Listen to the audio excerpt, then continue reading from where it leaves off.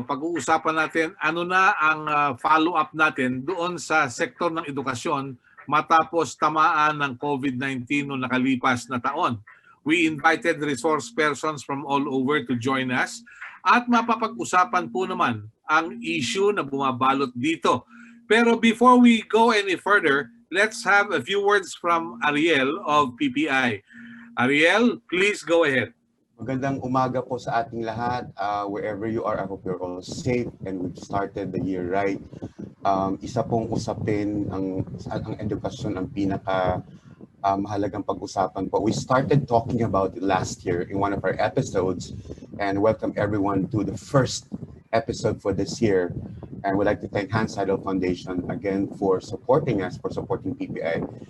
With all its activities this year and also last year, hindi po madaling kumuha ng partner sa sa panahon ng pandemya. Pero nagpapasalamat po kami sa Seidel Foundation for really saying yes to our proposed activities this year. Marami pong nagsasabi na kailangan natin pag-usapan ang edukasyon dahil ito ay unang-unang mahalagang usapin ngayon. What with what's going on right now, that's beside the point. But I think I've been talking to a lot of teachers, tsaka mga estudyante din. I know the difficulty they've been going through, pero I think we have to continue discussing itong usapin na to kasi it is the only way para mapakinggan natin sila.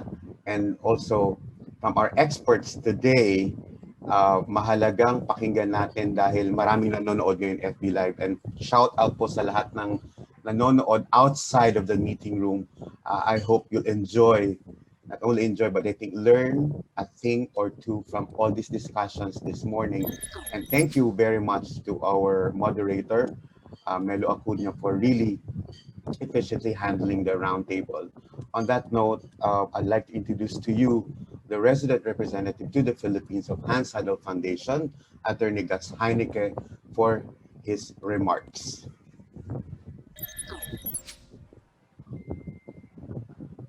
Yes, good morning. Hello, Guts, are you there? Still can't see him?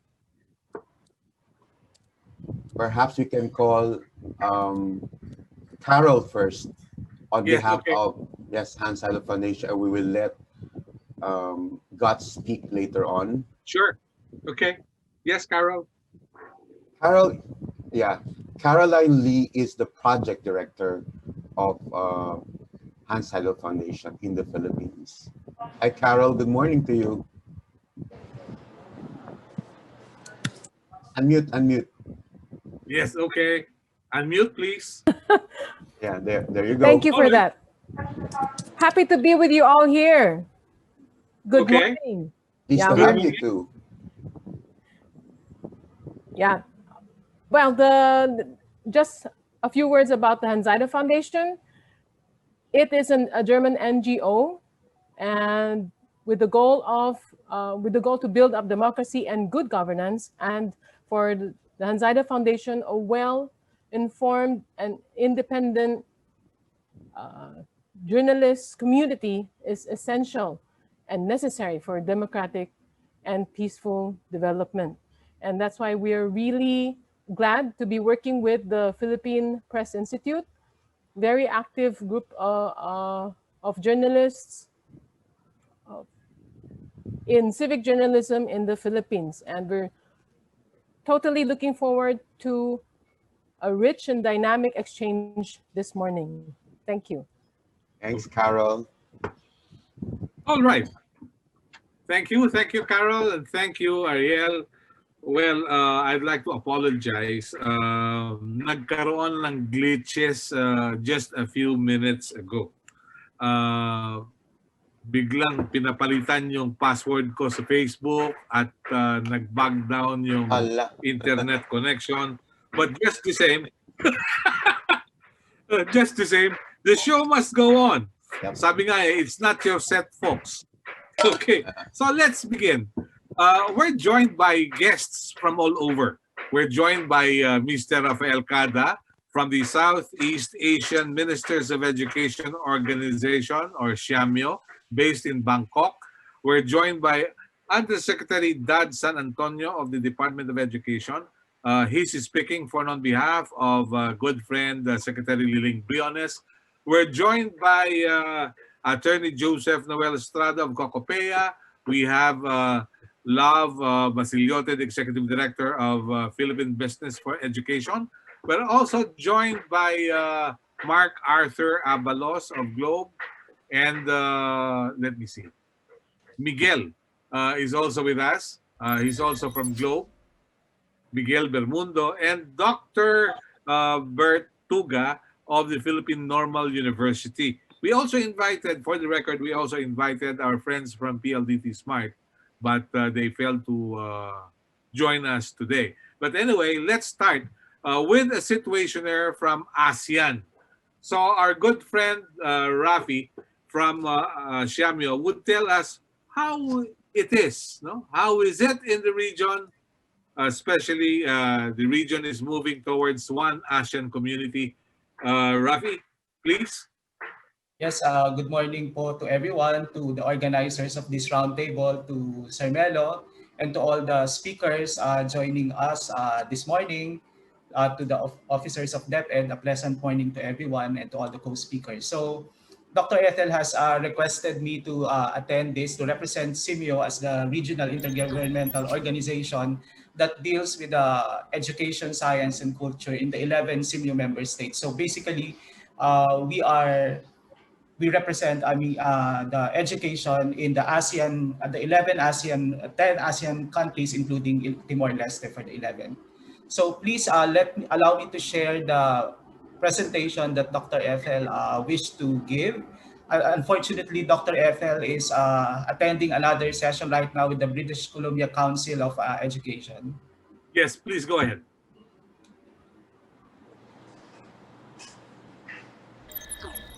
Good morning to all of you. I'm very, very honored to join you today. This morning, I'll be discussing 3 parts. First, I will share how the Ministries of Education have responded to the challenges brought by the COVID-19 pandemic.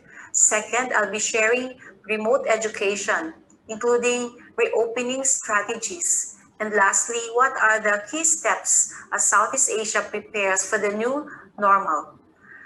The future remains challenging in Southeast Asia due to the pandemic, which affected the GDP growth forecasts, and COVID-19 has also affected all of the economic conditions, bringing economic losses, supply chain disruptions due to lockdown and quarantine measures, which have affected merchandise trade, notably from Singapore, Vietnam, Cambodia, Malaysia, and Thailand. Also, temporarily close all public places, which weigh on special services, especially tourism. And Philippines, for example, is a country reliant on remittances, also suffered hard with declining remittances from overseas Filipino workers, which affected consumption as well as investment. These are the contexts where the Ministries of Education in Southeast Asia have found themselves in due to the lockdown. Schools were closed and Ministries of Education have to resort to innovation, starting with transitioning from face-to-face to alternative delivery modalities, flexible learning, and remote education. In terms of COVID-19 responses, Ministries of Education immediately activated flexible learning modalities, starting with maximization of online learning management systems, development of learning modules, and even utilizing our radio and TV broadcast channels as alternative learning platforms. Ministries of Education in Southeast Asia have responded to the challenges brought by the COVID-19 pandemic, launching different flexible learning modalities.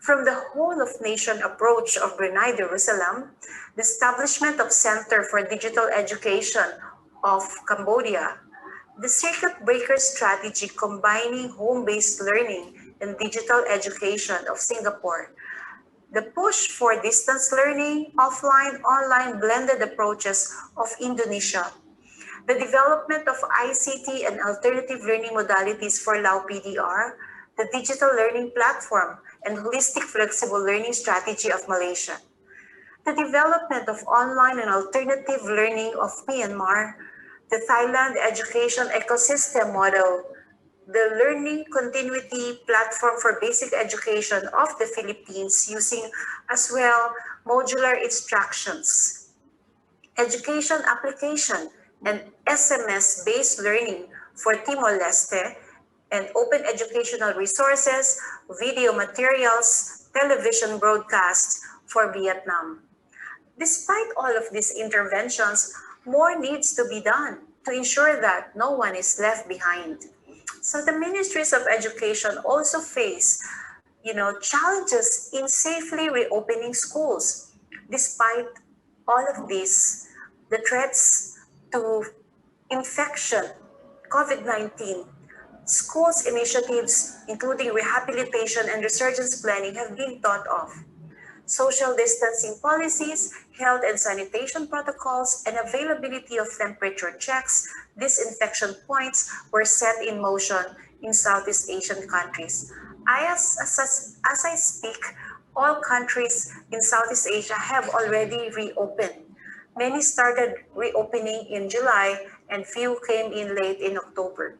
But shifting and strategic rescheduling of classes to avoid congestions were also considered in an effort to reduce the risk of, having COVID-19. Blended remote education flexible learning modalities were thought of, especially for the countries with ready infrastructure. Massive information dissemination campaigns were also undertaken. We should be aware of the protocols, especially where infections are, where they can be detected, and school should be safe. Critical gap assessment were also undertaken. Remediation to ensure that there will be no learning lost. Lastly, the only way to move forward is to move together and to do all of this strengthening of collaboration, strategic partnership. And I am confident that if we work together, we will triumph over all of these difficulties. So that is the presentation of Dr. Ethel. So you will see the varied approach in the 11 SIMIO member states. So we'd like to say that there's no silver bullet to this. We need to have a more contextual approach. So makikita po natin that in the 11 member states, may mga different levels of opening. In fact, like in Indonesia, meron silang color coding scheme. Depending on the caseload per province, per area, that is where they're doing it. But right now, we're in the middle of another resurgence. In fact, in the presentation of Dr. Ethel, there's this concept that was introduced, resurgence planning, and that is now being set into action because of the second wave or sometimes even third wave in other countries. So that resurgence planning will trigger ano yung mga conditions that should be present for the school to be closed, what are the steps to be taken, how can the schools and the learners in particularly to transition to alternative learning modalities. So if you will remember the presentation, while there's most of the countries in Southeast Asia have online learning platforms, maraming other options, alternative learning modalities like the modules, like peer mentoring and teaching. All of these are happening in the region. So Okay. that is the presentation coming from us here in SIMIO headquarters in Bangkok, Thailand. Thank you very much. All right, please stand by. Diyan ka lang muna at maraming sigurong magtatanong sa iyo. Pero let's hear from our good friend, Undersecretary Dad San Antonio, because definitely this is of importance. No? Bakit mahalaga ito? Sapagkat unang-una, maraming mga bata ang umaasa na makapapasok na sila. Magkakaroon na ng face-to-face instructions. But at the last minute, hindi muna tinuloy ng ating pamahalaan. Mr. Undersecretary, how are we doing at the Department of Education? Please join us. Good morning, Sir Melo. Good morning to my fellow panelists. We know that the Department of Education has been able to formulate a learning continuity plan collaboratively with our internal stakeholders in the Department of Education and also with partners under the Edu Forum.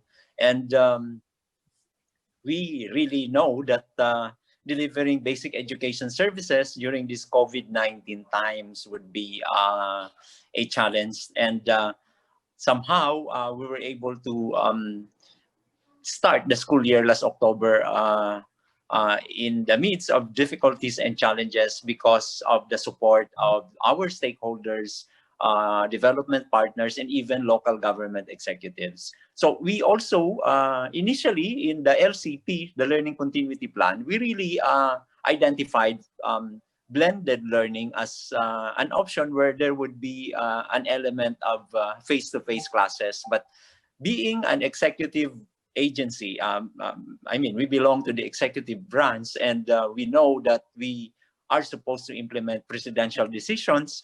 So we always would implement the decision of the president. But we will always be ready when situations allow. We will continue to prepare ourselves with the idea of a possible limited face-to-face if the situations will warrant in different areas. But because we cannot do it now, we are now in the third week of or second week of Q2. We are continuously delivering basic education services using the options we offered online with not so many learners in the public sector. And then we do digital modular for those without reliable internet access. And many of the learners are into the use of paper-based printed modules, self-learning modules. And our TV and radio broadcasts are also ongoing. We are producing the episodes that we have committed to produce. And so we also are always monitoring what's happening. So we made adjustments. The secretary has instructed me to issue as early as before November a memo appealing for academic ease or pushing for academic ease in the light of the fact that many learners appear to be overwhelmed by the activities being requested of them. So we, although it should be understood that after almost 7 months of disengagement from academic task, many learners really found the activities to be too much. So we said we will be flexible, we will be considerate, we will not be very strict in terms of deadlines. And our initial feedback is, yeah, there are many learners that have been able to cope. Although there are also people saying that there are also learners not being able to submit the requirements. But when we requested the regional directors to make a report, the data that have been submitted to us indicate that generally the learners were able to carry out the activities expected of them for the first quarter. Yeah. Yun ang worry ko kasi Undersecretary Dads. Nung kasing estudyante ako, may mga kaklase kami na pumapasa because of attendance. Eh wala ngayong checking ng attendance dahil online. Baka hindi na pumasa. But anyway, we'll talk about it later. Ano yung naging impact sa private education ng COVID-19? Attorney Estrada, please. What have you received so far? Yes, good morning, Melo. Alam nyo, Sir Melo, madalas akong natatanong ngayon, kamusta daw ano daw ang update sa closures ng schools? So sabi ko, pwede bang update on recovery? Wag naman sa closure, no? So I just would like to give an update kasi yung usapan ng whether tayo ba ay tutuloy pa sa operations or not, hindi na muna namin tinitingnan yan. That was relevant before, no? Before the opening of the classes. Pero sa ngayon, I think the general sentiment for all private schools is that it is not an option to close now. We are in the middle of the school year. So we're talking about sustainability. We're trying to adapt to the new normal.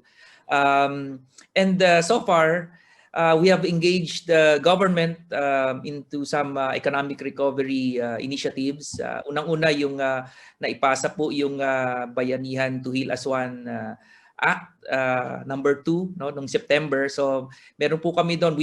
Cocopea pushed for economic packages for our students and our employees also and to institutions.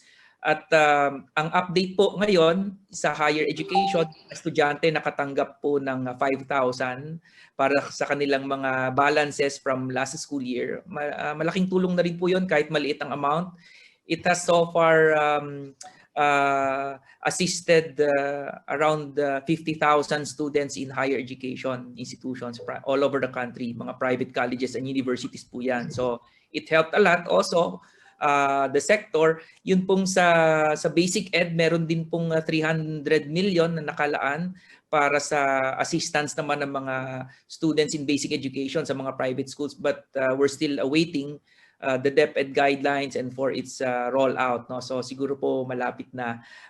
Siguro si USEC Dads can also help us follow up. It will really help us a lot. No? So marami namang kami nagpapasalamat. Different levels in the government are helping us from legislature to executive, and also GSIS just recently launched a loan program for its members, dependents nila in colleges and universities, up to the third degree of consanguinity and affinity. No? Tapos 10-year loan, 100,000 per school year up to 5 years. Ang repayment is on the 6th year. No? So malaking bagay din po yan. Maraming mga nasa gobyerno ang kanilang mga dependents nag-aaral sa mga private colleges and universities. So we're looking at this, pero we're focused on future-proofing our schools, and yung next months and probably weeks would also determine that, how we will move forward. Pinag-uusapan po yung limited face-to-face classes, pagbabalik nito. Pero ang movement po is on higher education because we have the higher age groups there. At the general perception is it is safer for them, and that there's some urgency because of the college students who are in their senior years, yung mga nag-OJT, practicum, internships, so baka sila yung uunahin. And I think also the vaccine, if we're saying that when vaccine becomes available, that's the only time we think of going back to the schools.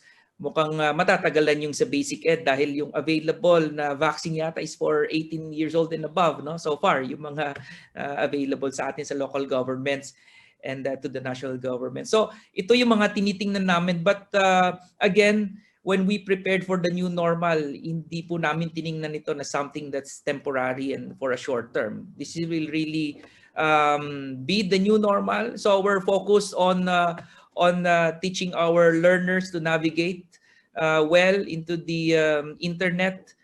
So we're focusing on digital citizenship, media literacy, and of course yung cyber wellness and security, kasi hindi po ito temporary. And we're now more focused on the learners, less on the educators and the education itself and the system, because we have learned, kung tinatanong nyo anong impact, COVID-19 has taught us to focus more on the essentials, which is more on the learners rather than the system and the content, no? Because the students can get this from many sources, no? Not only through formal education. So we try to teach them media literacy, no? And teaching them the proper way of learning, no? Discerning, because I think this will be the more important aspects of their education moving forward. So yun lang muna, Sir Melo. Maraming salamat po. Okay, napakagandang larawan nun. More on the survival mode ng schools. Pero from PIBED, you had a press briefing some time ago and you talked about the headwinds being faced by the sector. Good morning, Ms. Love Basiliote. Good morning, Sir Melo. Good morning, PPI, salamat sa invitation. Para lang sa mga hindi nakakilala sa Philippine Business for Education, isa po kaming non-profit organization na sinimulan ng mga bigatin na business leaders sa Pilipinas who are really concerned about education, and because they think that it is key to national growth and development and also competitiveness. Yung nasabi nga ni Sir Melo, last week nagkaroon po kami ng press briefing on the state of learning in the Philippines. So hindi lang siya education, kasi yung education medyo malaki talaga, sistema talaga yun. Para sa amin, the clear indicator of the performance of an education system is whether the students are learning. So yung kung mga estudyante, natututo ba sila? Prior sa pandemic, itong problema ng pagkatuto or learning, matagal na tong it's been a while that we've been facing this, no? And nakita natin yon sa recent international assessments na kung saan nag-participate yung Pilipinas. Nung inassess yung 15-year-olds natin, so nasa grades 10, 11, huli po tayo sa 78 countries or economies na nag-participate. Nung participate din tayo sa math, science assessment ng TIMSS noong 2019. Huli din po tayo sa around 68 economies. And then sa Southeast Asia naman, and I'm sure our colleague Rafi can also speak to this, when we were assessed, yung grades, ano naman natin yun, grade 5 if I'm not mistaken, yeah, grade 5 in reading, writing, and math. Medyo nasa middling po yung performance natin, mga kaklase natin, nasa mga Laos, Cambodia. So we're really concerned na itong pandemya, napalala pa niya yung sitwasyon ng pagkatuto ng mga estudyante natin. Bakit? Una, itong mahaba kasi yung pag-postpone ng pag-open ng academic year. Supposedly, nag-start tayo ng June, October na po tayo nagsimula. So sinabi nga ni Yusek Dads, diba, na 7 months na wala sila sa paaralan. Tapos, when we did open our academic year, our school year, the instructions and learning were happening remotely. And we know naman the state of internet in this country. Buti nga tayo may internet, and kung yung meron, medyo tagilid pa. Kaya kanina, di ba, medyo nahirapan pa tayong mag-connect. Kung tutuusin, a lot of students don't have access to these online modalities. Yung blended na sinasabi na with like modules and a mix of printed, okay naman yun, at least meron, 'di ba? Pero di ko alam yung mga may ano dito, may mga pamangkin, anak, or may kakilalang estudyante, medyo tagilid din tayo dyan sa mga printed modules kasi nung holidays, nakita ko yung pamangkin ko, medyo iba yung sumasagot sa modules niya. Medyo binulgar ko yung, I hope the teacher of my niece isn't watching. But at least yung pamangkin ko may guidance, no? Pero what if yung mga estudyante na wala, yung parents nila hindi din nakapag-aral, so medyo konti lang talaga yung guidance na nakukuha ng mga estudyante natin sa bahay. So para sa amin sa PBED, imperative talaga na we address this learning crisis. Crisis na po siya, hindi lang siya problema. Kasi medyo nagbi-build up na siya, malaki na siya na problema. It's multi-stakeholder, hindi lang to DepEd problem. It's the private sector is involved, business community, civil society. We really need to have everyone on board. And that because it is multi-sectoral, it also has to be multi-player. And it will require a lot of resources. Bakit? Kasi we need to really rethink and solve this health crisis para maayos natin kung paano natin mata-transition and to really implement the learning continuity plan. Kasi yung LCP, it includes face-to-face. So how can we safely transition to that?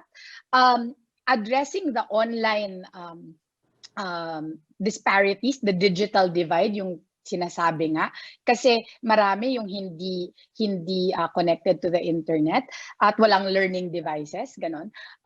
We also need to address the welfare of our teachers kasi hindi sila talaga yung mga frontliners. kung tutuusin, they are essential workers to our, not just to our education system, but also in our communities. And then lastly, we also need to make sure that we think about this in a structural and organizational level. Kasi hindi lang to individual na itong paral na to, itong department na to, etc. But really looking at it as a whole.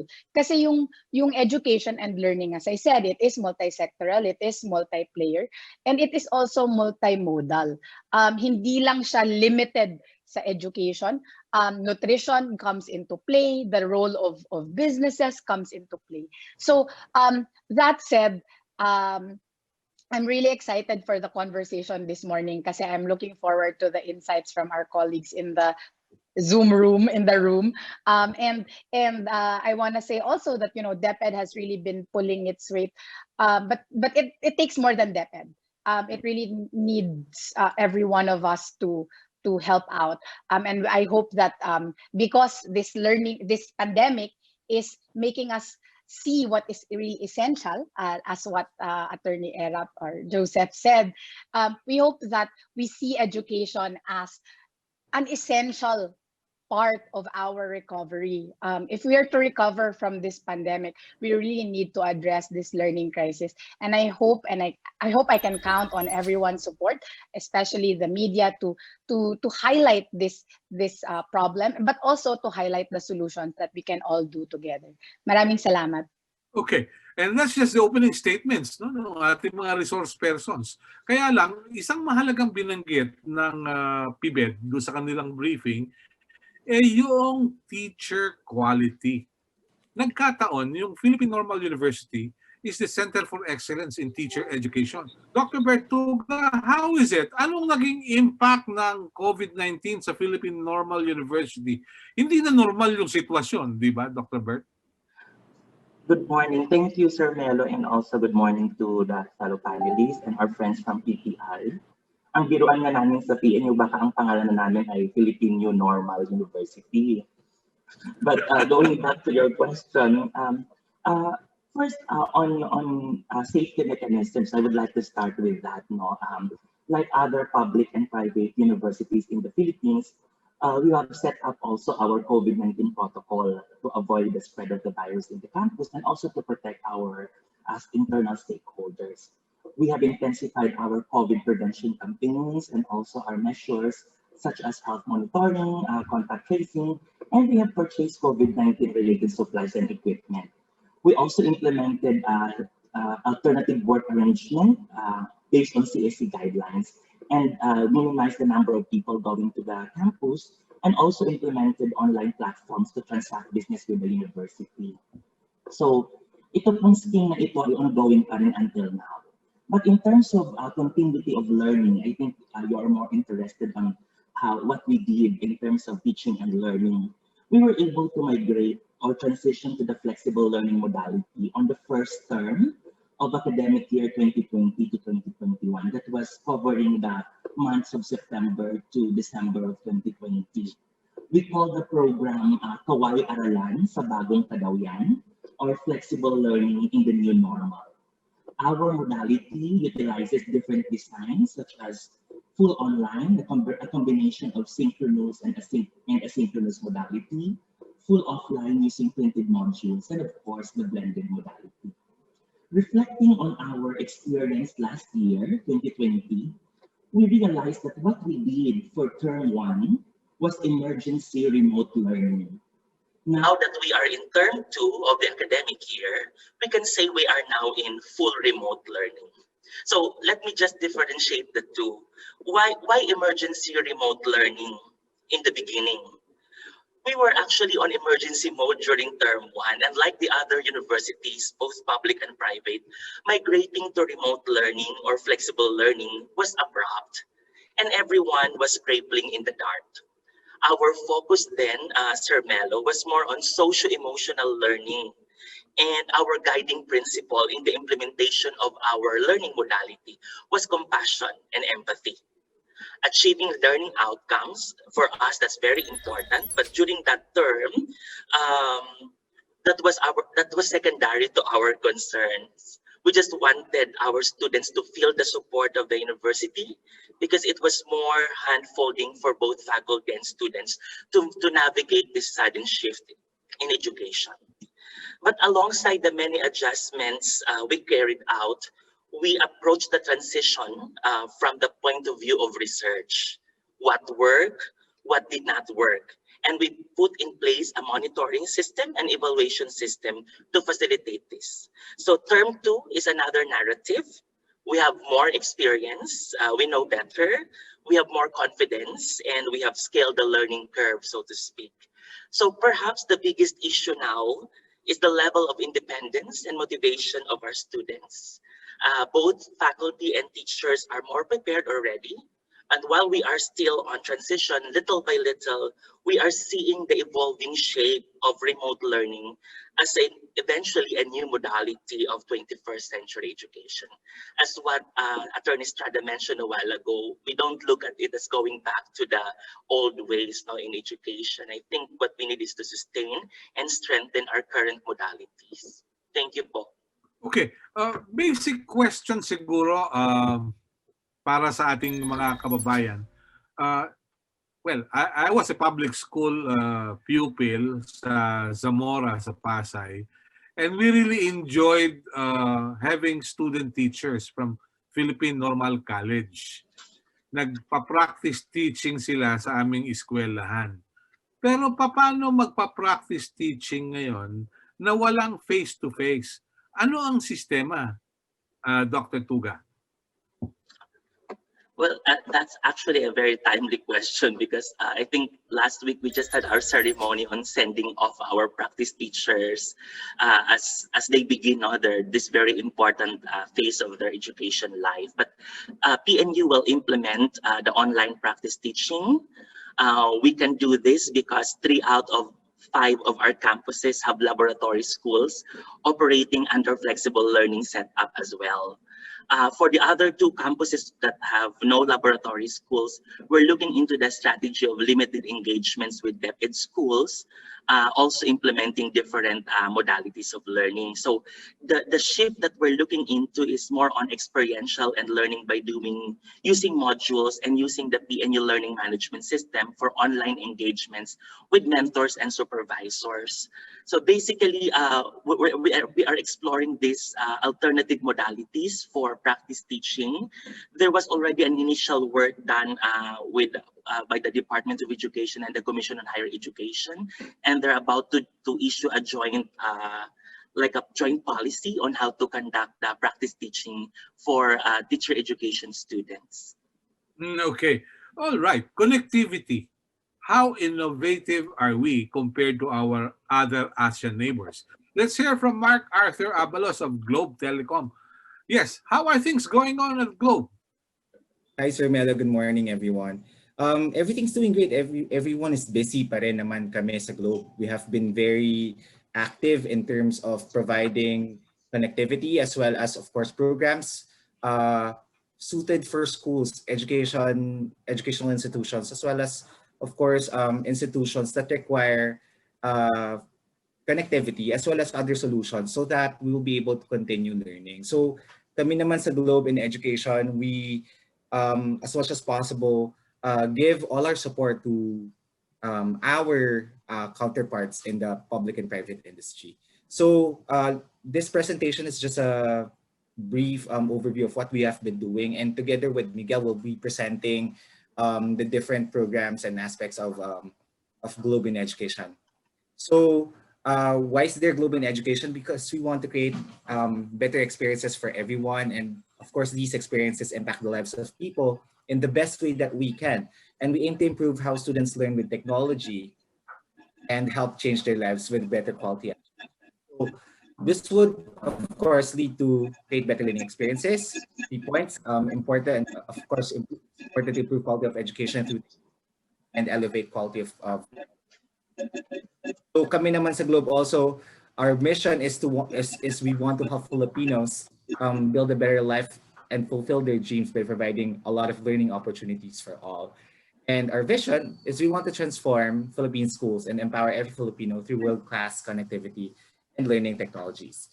So when the pandemic started, even before the pandemic started, we started putting all our resources together, and we have partnered with different ecosystem players and partners so that we'll be able to build all these solutions. No, so aside from connectivity, and we understand that there's a lot of schools that are needing this right now.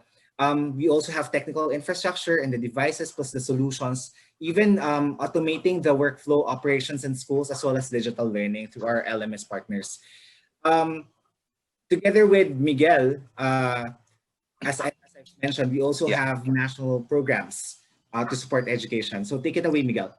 Thank you, Mark. Hello, everyone. Nice to see a few familiar faces. I just wanted to go through what we've been doing at the height of the pandemic and up to now. We firstly were able to work with the different national agencies on education. There's DepEd, there's CHED, and TESDA, specifically to commit and agree to their request, to find a way to make sure most of the country who have the ability to connect can connect to their learning platform. So specifically with DepEd asked us to find ways to zero rate their learning platform. See DepEd Commons, which we did. And PhilConnect, I believe we're the only telco right now who agreed to zero rate that as well, if I'm not mistaken. TESDA as well is zero rated. So for everyone's understanding, when we say zero rated, that means for as long as you're a Globe or TM subscriber, even there is no data charge for using these platforms. So for as long as you stay within the domain of those platforms. So that is zero rated to this day. As far as learning platforms is concerned, from Globe, apart from what Mark has shared in terms of the business side, we have the Beyond Business Play, which is what we call the Globe e-library. And that is a learning platform, also zero rated, where it serves as a sort of a repository for learning and reading materials curated from K to 12. This was something that we co-launched with DepEd. So to give everyone an idea, the content is around storybooks for kids. These are all under public domain, both international and local, and it can be accessed for free. Apart from the books that are for free, there are also learning engagements, e-learner videos that we've slotted in. If you're familiar with one of our legacy programs with the Ayala Foundation, it was called Text to Teach. This is a consolidation of hundreds of videos in core subjects for early primary, including English, math, science. Dati pa to nung back when Nokia had one of the first smartphones, we were able to slot in content and produce content over the span of 10 years. So this is its new home, which to this day is still very relevant, especially for public schools. As far as ramping up teacher training, we were in close talks with DepEd to understand what are the different learning gaps that Globe can contribute to, at least on the tech side and maybe on providing more resources. So DepEd, as we all understand, has a lot on their plate, and we identified these 5 different learning targets that they sought help from. So what we did, we provided some funding, and we consolidated our partners in teacher training and offered this for free for not just for public schools, but also for private schools that find this relevant. So that's digital literacy, parent support, psychological first aid, which we got very good feedback from. And importantly, also, this is very technical. It's early language literacy to help also address I believe there were the recent PISA results. This is something we wanted to do to help improve teacher delivery of early language literacy. Lastly, at least on my end, is what we call the Digital Thumbprint Program. This is essentially free workshops on responsible online behavior. Part of Globe's thrust is, while we find as many ways as possible to connect the country, we want to make sure everyone we connect is responsible and is protected from all the different online threats and abuses, in particular the online sexual exploitation of children, which we are apparently a hotbed internationally. So we work with DepEd, with UNICEF, with the Safer Kids PH campaign to make sure netizens and children are protected and parents are properly educated. That's it. Back to you. Oh, sorry. Let me just close with this. This is one of our mandates as well for next year. We want to make sure we have continued and close partnerships with these four institutions. So it's DepEd, CHED. We're working closely with CHED for curriculum development around STEM, and we're working with TESDA on content development, all of which are looking at digital means of providing better education delivery. That's it. Back to you, Mark. Did you say next year? Aren't we I'm sorry. 2021? 2021. Yeah, I keep saying next year. It's already this year. Okay. At least maliwanag. 2020 feels like a long year. I understand you completely. Black hole for us. Sometimes I see also myself like checking, is it really 2021? Okay. All right. Thank you. Okay. Yeah, to continue our presentation, Sir Melo, we also have partnerships with the LGUs, no? So with the LGUs. Yeah. So there are several LGUs. So say, for example, we have Manila, Quezon City as well, and Makati, and a lot of universities around the Philippines to have partnered with Globe in terms of making sure that they're digitally prepared. And with this would also be our partnership with Google and our current partnership with Microsoft, and Apple as well. So we have a lot of partnerships in order to make sure that online learning and other modes of learning continue. So with all these partner support programs, Miguel mentioned about the Digital Thumbprint program. We also have our webinars, and we're already in our season 2. The thrust of the webinar is to educate our people, and there's of course, most especially the education stakeholders, to make sure that they are guided in terms of what to apply in their classroom. And we also have our, of course, online digital literacy training that's free for teachers, as well as, of course, the national conference on digital. So with all these programs, makakaasa po kayo that Globe will be with you all the way. All right. Rafi, balikan kita dyan sa Bangkok, ano? How are things going in terms of tie-ups ng mga iba't ibang gobyerno sa kanilang mga telcos? Well, of course, we heard Vietnam utilizes radio stations across the country. 28 TV stations. Yes, please. Let me know about this. What's going on? I think that was highlighted in the message of the ministers because they have a joint state. They released a joint statement last June 18. Tapos nagkaroon din sa mga high officials. These are the undersecretaries and the vice ministers of education, and they emphasize the need to closely collaborate with the essential players. In this case, the telco. For example, in Brunei, they're giving away free data allocation for education application. I think our colleague from Globe has also cited that same initiative. In Indonesia, there's also a partnership between the government and the telco provider. And in other countries as well, they're forging ties, particularly with these essential infrastructure providers to enable the transfer of knowledge through online means. But as I have mentioned in the earlier presentation, iba-iba yung level of granularity. There's no silver bullet, unfortunately, that one solution would fit all. So you will see that even country approaches vary depending on the locality, on the context, because as you know, here in Southeast Asia, we have very advanced countries like Singapore, but we also have from the other end of the spectrum, we have from Myanmar, from Cambodia, who really rely heavily on printed materials. So meron din silang interventions such as the modules. It's very important to them that these textbooks, these learning materials are being facilitated by the ministries, by the counterpart of the Department of Education. Yeah, Rafi, nabanggit mo, no? Andito yung Singapore, nandito yung Myanmar. Saan nandun ang Pilipinas?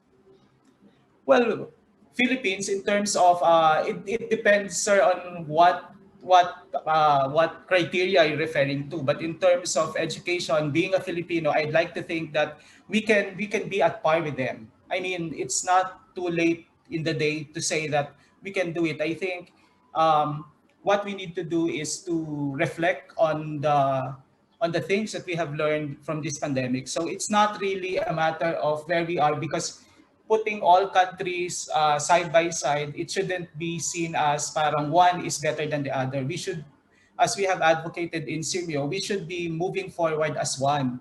Just like in this pandemic, it's we tend to fall into that thinking na this is our country vis-a-vis this country. I think we need to work together. Yeah, pero siguro sa grupo ninyo, napapag-usapan din kung gaano kalaki ang budget na nilalaan ng mga pamahalaan sa edukasyon. That's correct. Right? Have you noticed any increase or decrease in education because of the pandemic? Because of the pandemic, initially, in the report of the ministers, the initial reaction was to focus on the health. But then there's this realization that such a view is myopic, masyadong narrow yung ganong thinking, because we need to also put particular attention on education as well. So ang ginawa ngayon with the massive, the COVID-19 has actually pushed for the development of the learning management systems, the development of open education resources, printed materials that was never before seen. Dati kasi, di ba, nasa back burner lang yung mga online platforms. But then with the closure of schools, all of a sudden, there's this massive push. And as you can see in the report that Dr. Ethel has given, talagang in terms of the rapid pace of the development, the rapid shift to the online learning management system, online platforms, that was never there. Prior to the pandemic, there are some advanced technologies na meron yung mga ibang countries. But now, we can see na halos lahat ng countries, they have their own. We have, just like DepEd, the DepEd Commons, and the other interventions, and working directly with the service providers, with the technology solutions provider. Yes. Undersecretary Dads, how is the Filipino teacher coping with COVID-19? Because I saw a report from a good friend, Secretary Duque, na baka itap din yung mga teacher sa pagbabakuna, na hindi naman yun ang core function ng mga teacher. Alam ko, nagsiserve sila sa eleksyon, pero hindi ko ma-identify yung teacher na magbabakuna. Paano naman tayo makaka-cope sa reality ng ganito? I agree with you, Sir Melo, na baka hindi naman professionally prepared ang teacher na mag-administer ng mga vaccines na yan. In terms of yung trabaho nila, of course, may mga nabago. Ibang-iba po ang mga inaasahan natin sa mga kasamang guro natin sa kagawaran. Hindi na lang talaga yung pupunta ka sa silid-aralan. Maraming mga nabago sa ginagawa. Sa monitoring naman po namin, ako personal na mga visit ko ay mga nakaka-proud nga na marami ring nagpapakita ng pagiging malikhain at mataas na antas ng profesionalidad. And being a former classroom teacher myself, nakaka-proud po na mas marami ang ganito. Yung pong may mga naririnig din po tayo na nagrereklamo, etc. Pero ang tingin ko po, mas marami yung nagpapakita talaga na makakapag-adjust sila sa mga gawaing bago dahil sa distance learning delivery modality. Yeah, very good. Yung po ba mga talent natin dun sa television ng DepEd, may talent fee o service credit? Service credit lang po sila. Mabuti na yung maliwanag dahil they are required to produce scripts and they will record it. Pagkatapos merong timeline na sinusunod. Mahirap po yata sa mga teacher yon na may anak pa rin nag-aaral, pagkatapos tuturuan nila, tapos magpuproduce sila, pero service credit pala. Baka naman pwedeng kahit gift certificate na pang grocery man lang, gano'n. sige po, ipapadala ko sa pag-uusapan namin sa team. Pero alam niyo naman po, kahit gusto natin, minsan kailangan magpaliwanag ka sa COA, maghahanap sila ng mga guidelines. Yun nga pong kagustuhan namin na bigyan ng internet allowance yung mga teachers ay parang hindi rin mabilis gawin at madali kasi ang dami ring mga sinasabi na bakit may ganyan. O yung pong, di ba, nagpapa-webinar po kami. Traditionally, may budget kami sa pagkain kasi pag pinapunta mo sa isang training ang teacher ay kailangang, syempre kakain din yan at ano. So mga ganito pong issue ay medyo dagdag na hamon din kasi nabago nga, nakatipid ang gobyerno. Pero yung pong paraan para ma-motivate naman at ma-compensate ang nakararaming malikhain at napaka-dedicated sa ginagawa ay yun na nga po. Mayroon tayong mga constraints na nandyan na kailangang ayusin muna bago maisagawa yung mga pangarap nating dapat gawin para ma-sustain yung motivation. I can imagine. Meron ba tayong mga teacher na nag-resign na lang because of COVID-19? Meron ba? Wala po kaming nag-gather na report. Mukhang hindi naman po, walang basihan po para sabihin na may mga nag-resign. Unless po may magka-come forward at magsabi ako nag-resign. Ang trend naman po talaga, kahit bago pa dumating si COVID, nung ako yung regional director pa, may mga teachers po na pagdating ng 60, sinasabi, okay na ako, magre-retire na ako kasi ibang-iba na yung klase ng mga mag-aaral na kailangang turuan, mas mapanghamon na kasi iba na po yung mga requirements. So, yun po ay trend bago pa mag-COVID-19 na may mga teachers na gusto nang mag-retire kaagad pag 60 nila. Pero matanong ko po kayo, Undersecretary, you mentioned 60 years old. Yung mga beyond 60, paano sila nakatugon sa demands ngayon, especially with technology? Were they able to adapt? Ang maganda po sa DepEd, yung mga ganyang may mga challenges ay tinutulungan po yan ng mga nakababatang kasama. So hindi po talaga yan hahayaan na mag-isa ka na lang dyan, bahala ka sa buhay mo. Wala pong ganon nakilala akong teacher na bagong pasok o yung mga matatanda na. Nagtutulungan po sa mga paaralan. So kahit noong unang-una pang dumating ang computer, principal ako noon, talagang tinutulungan po namin yung mga teachers na malapit na mag-retire. Sasabihin ako, hindi na ako sasama dyan sa mga encoding na yan na ano, pwede bang kayo na lang? At hindi naman po sila pinapabayaan. Pero mayroon din pong mga nagkakaedad na teki rin. Mayroon din po. Mayroon din po magagaling sa technology. Pero may mga totoo po talaga na may mga nagkakaedad na sasabihin, ayaw ko nang mag-aral. So, kayo na bahala. All right.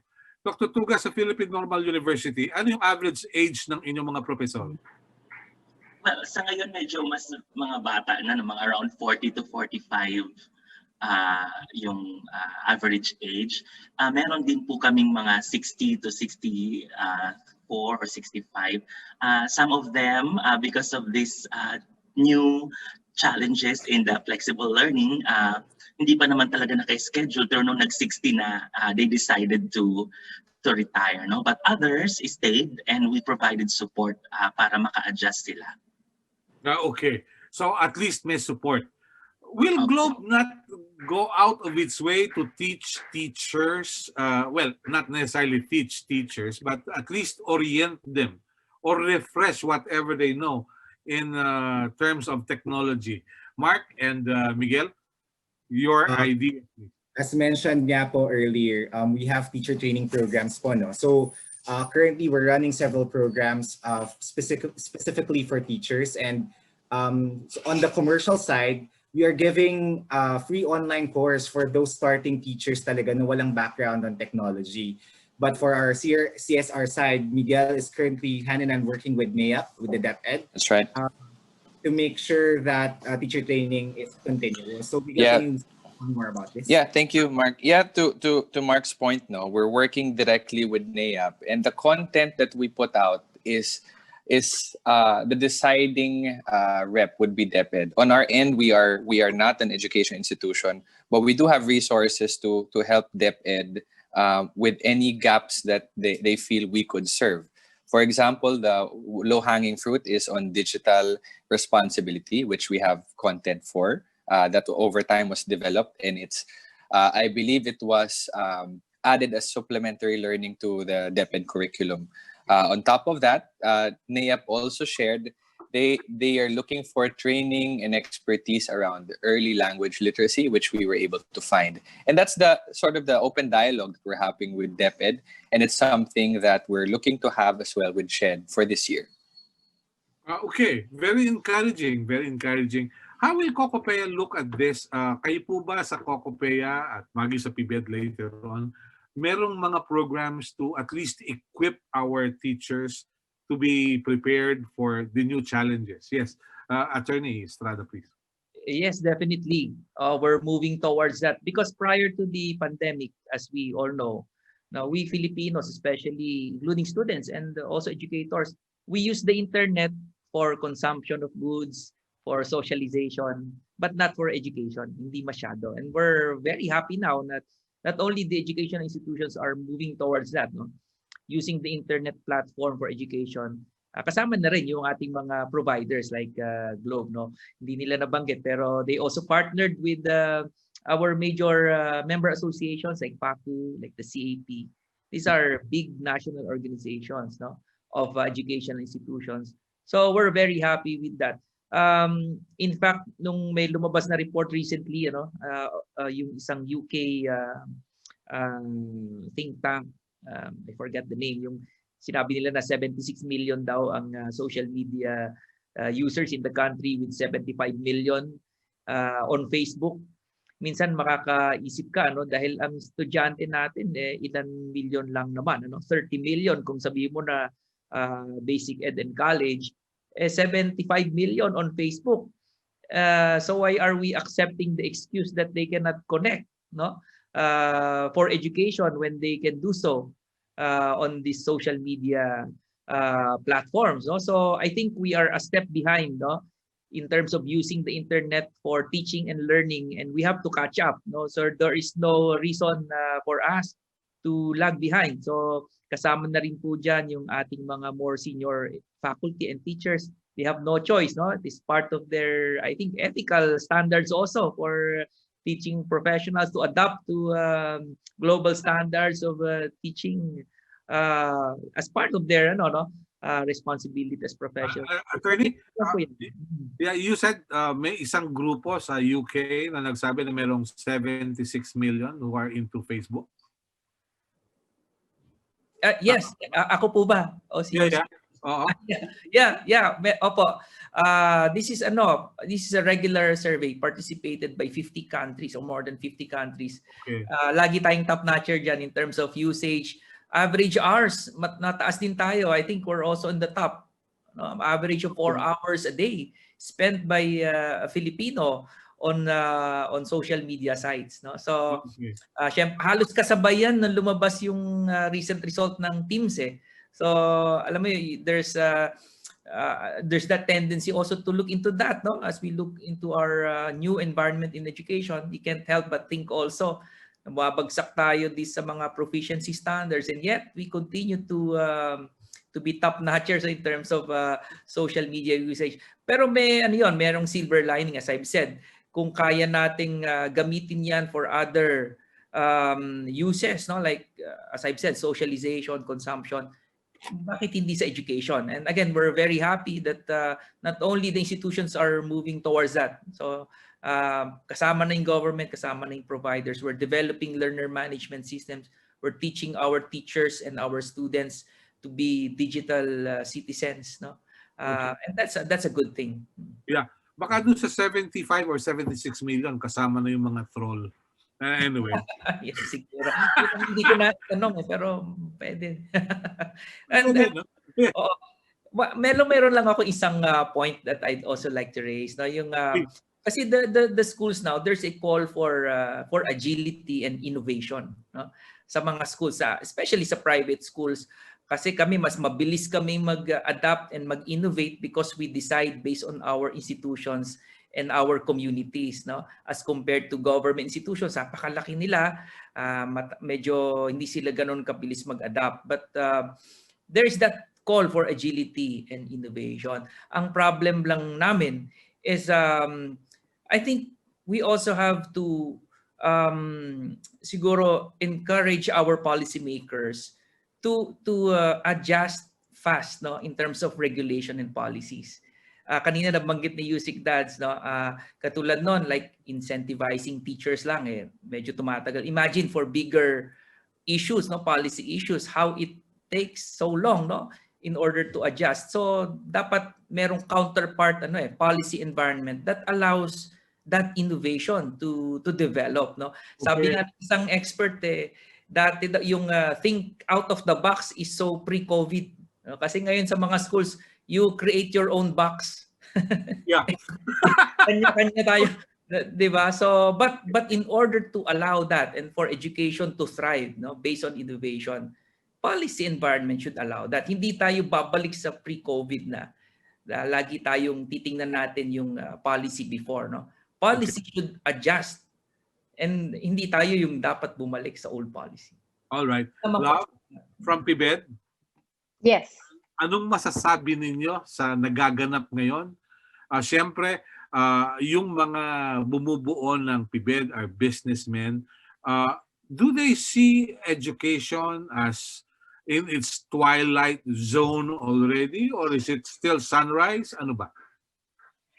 Are you asking, Melo, if I may clarify lang, from a business perspective or an education reform perspective? Business perspective muna, dahilan sa kung mayroong pagkalugi, baka mawala na rin yung private institutions. I'm worried of that.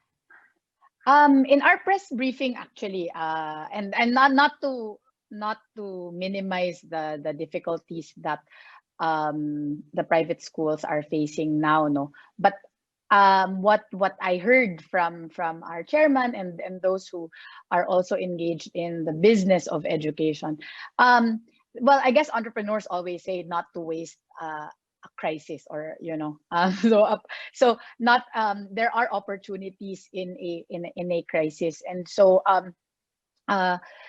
maybe not that those two extremes like sunrise or twilight zone, but they do see opportunities for investment pa rin naman. Because whenever there are gaps, we will always, in a capitalist society, I guess, we would always need people to fill in those gaps. As what Attorney Joseph was saying earlier, they are looking at sustainability. They are talking about creating those boxes. So to speak. So as they do that, I'm sure there are business opportunities there. So, yeah. Okay. All right. Pero yung mga reforms na kailangan, given the conditions today, do you think we will ever see the light of day na magkakaroon ng pagbabago? I think so naman. I want to say that I am at the end of the day, a hopeful person. Otherwise, yung pangalan ko medyo misnomer if I don't believe in the good of things. But there's also this concept of defensive pessimism, no, and that's why we really want to highlight this problem para we do what it takes to fix this crisis. So marami namang pwedeng gawin, like number one, so we were mentioning online, and I really believe in this, like making sure that we have a good online education and digital education, not just a platform, but really a system and infrastructure. Kasi Facebook was mentioned, there were 76 million or so, but in a survey by DepEd of its 23 million students, 1.9 million learners may access sa computer, 6.2 million learners cellphone na mobile, and 3 million learners connected to the internet. Marami ding schools na not only are they not connected to the internet, but about 7,000 or so last mile schools don't even have electricity. So for us to really be able to, maximize the benefits of this online learning and make sure that we don't suffer many learning losses, we need to address that infrastructure problem and also have, massive teacher training to make sure that they are able to teach in a digital space. We need to have all these modules that need to be improved as well. So yung mga ganyan. So number one is really digital investment in digital transformation of our education system. Kasi radio is okay, but then pag nakikinig ka lang, you can do other things. Eh. And as you said nga, di ba, Sir Melo, yung mga kaklase mo before, pumapasa dahil at least they're there. They are present. Yeah, attendance. Di ba? They attend. So paano na lang kung nakikinig lang sila ng radyo or TV tapos they're doing something else. So wala na talagang natutunan. So that's number one, digital transformation.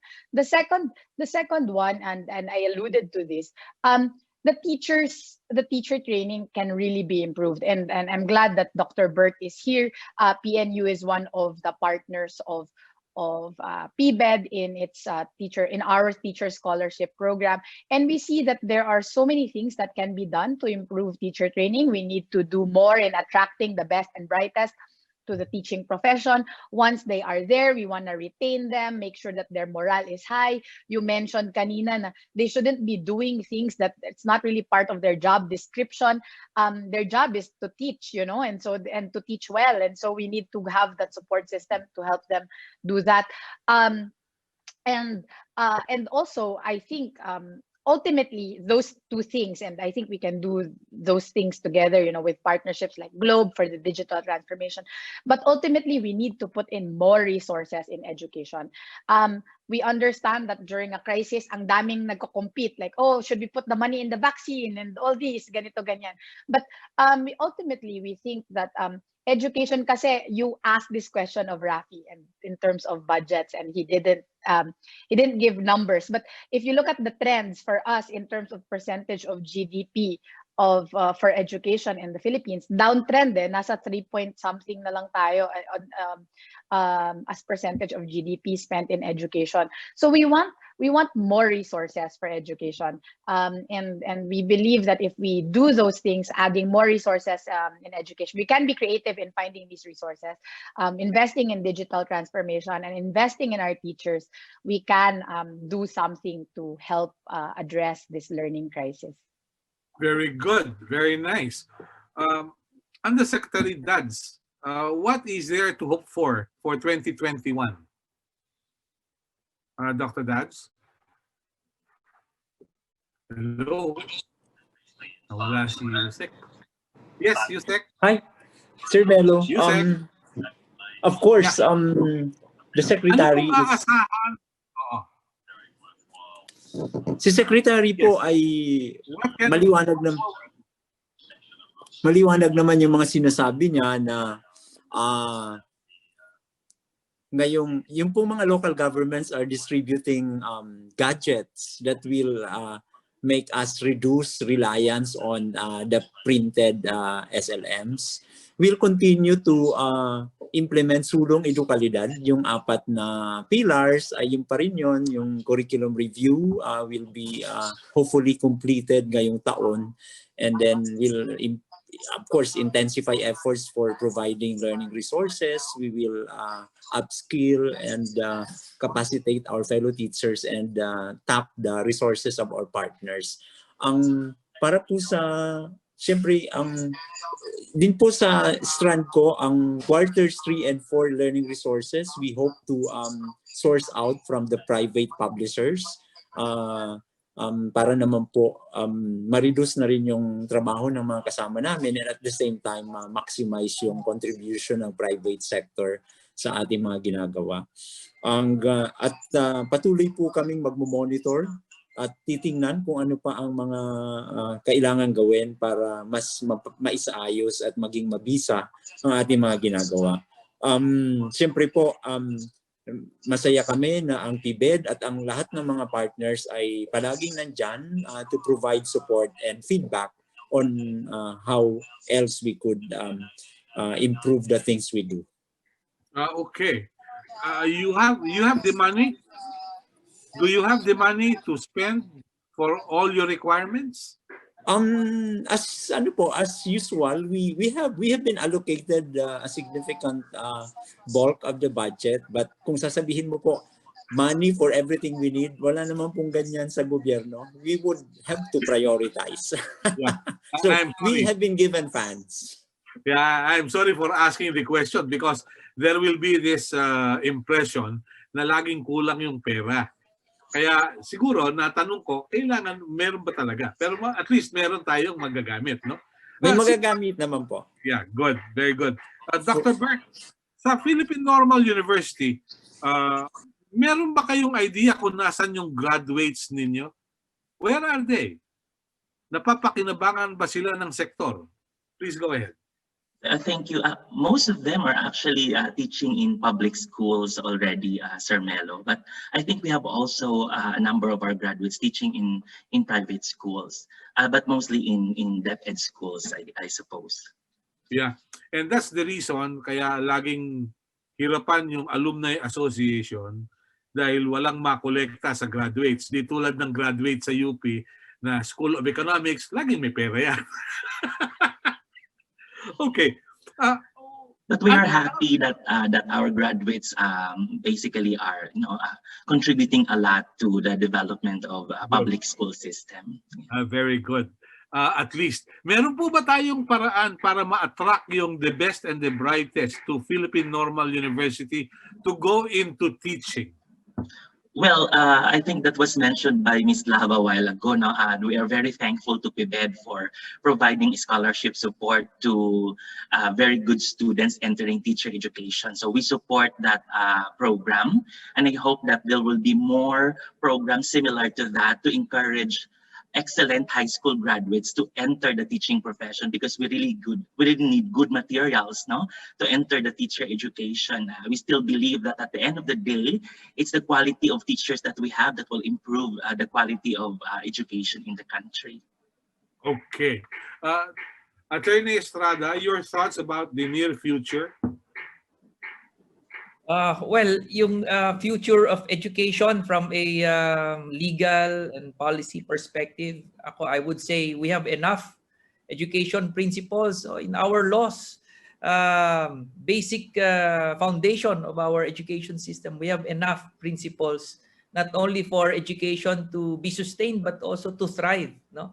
Kailangan lang talaga natin is magtulong-tulong tayo in order to revisit all of these principles, and to be able to continue.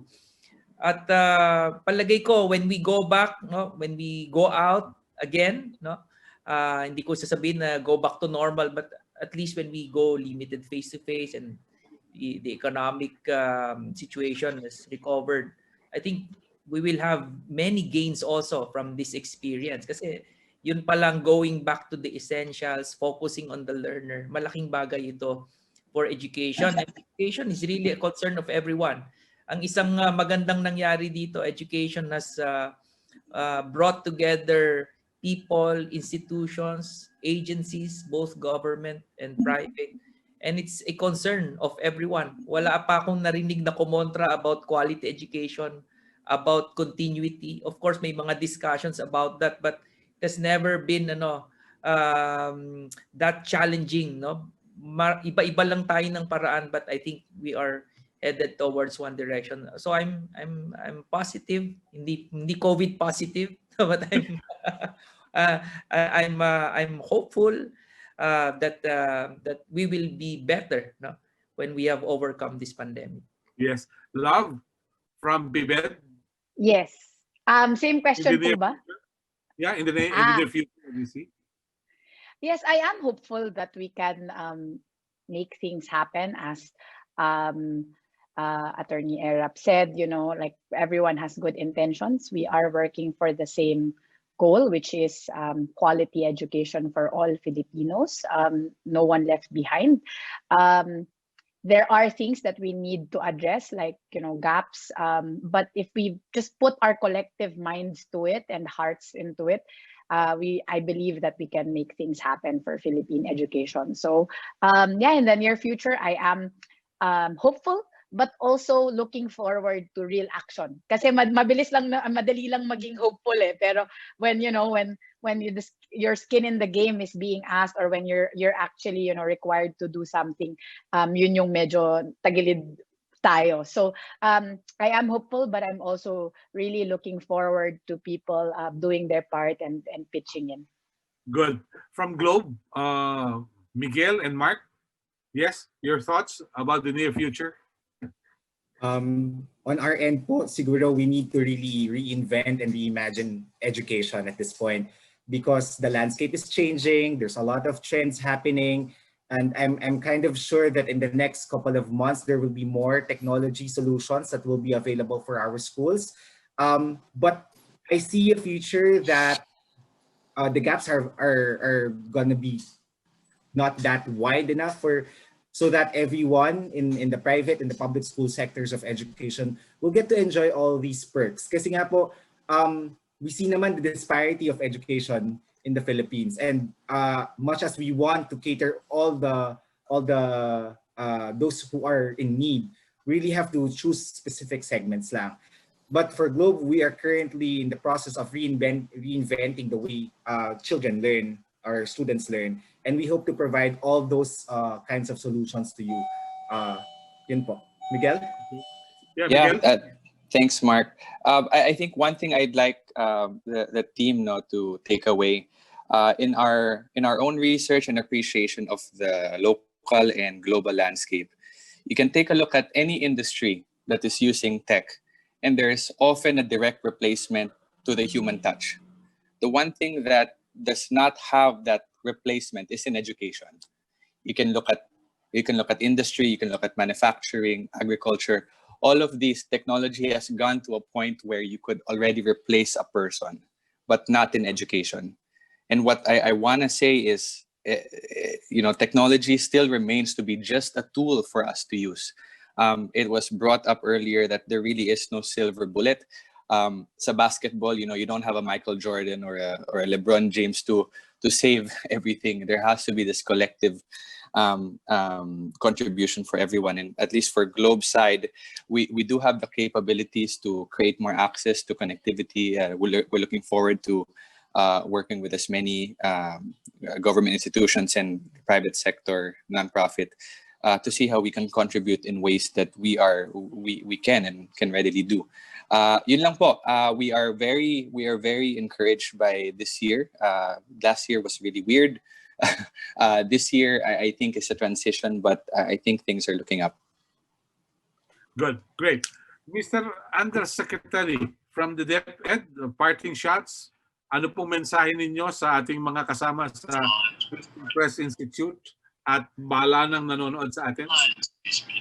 Your message, please. Sa muli po, malaki ang aming pasasalamat sa lahat ng stakeholders. Yung po mga panawagan ni Love, ni Attorney Erap, at ng mga kasama natin sa Globe ay, at kahit po sa Simyo, ay ano rin po natin yan, panawagan ng kagawaran ng edukasyon. Patuloy po tayong magkapit-bisig, magbayanihan upang ang bawat batang Pilipino ay maihanda natin sa kinabukasang kanilang pinapangarap.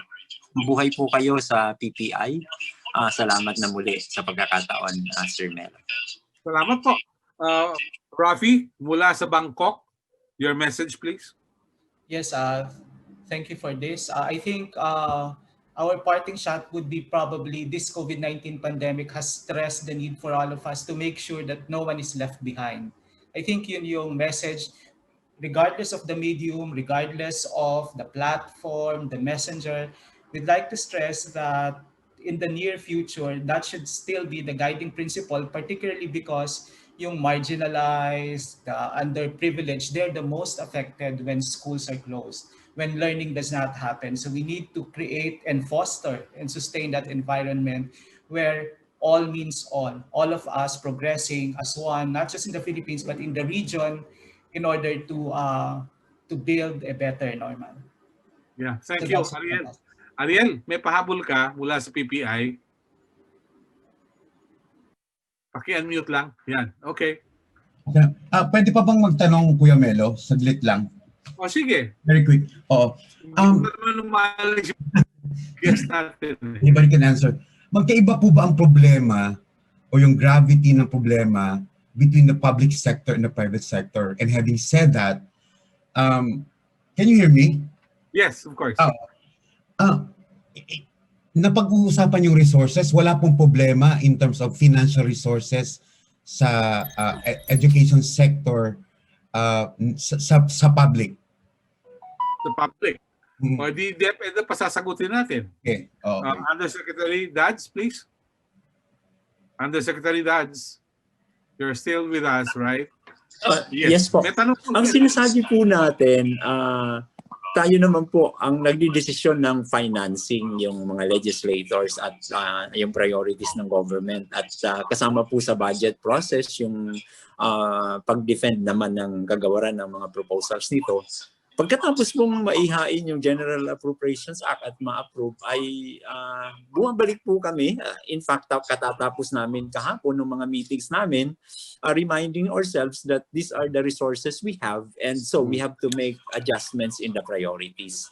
So sinasabi po natin na kasama sa parang kasanayan na dapat alam ng bawat taga-DepEd ay kung ano yung nabigay pagkatapos ng proseso ay kailangang mabigyan ng tamang priorities. Sabi nga po natin, very obvious po yan. Kami rin po, we have to pay attention to the most essential things bago yung mga iba pang mga pangarap nating gustong gawin. At siyempre po, mapala din ang DepEd na yung mga hindi kayang mabigay ng national government, nabibigay ng local government. At nandyan din po ang ating mga development partners at mga non-government organizations. Salamat po.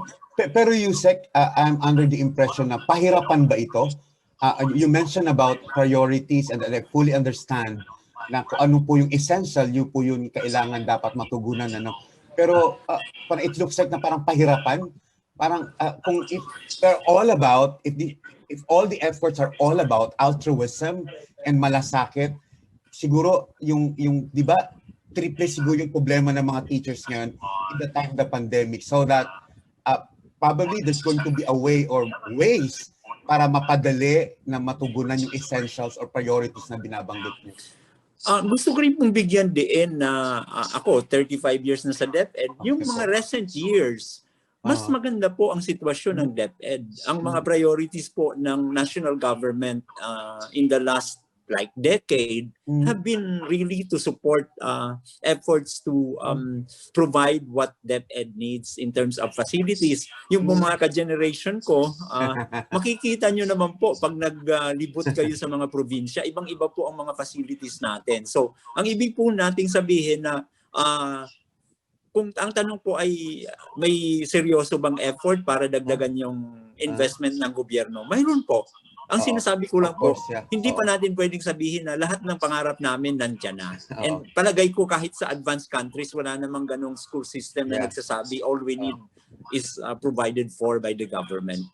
Kaya ang binibigyang diin ko po yung idea na patuloy pa rin tayong nag-ooperate according to the priorities where the most essentials are the ones given priority as well. Attention to. Or Yusek, meron pa isang katanungan, probably last na ito.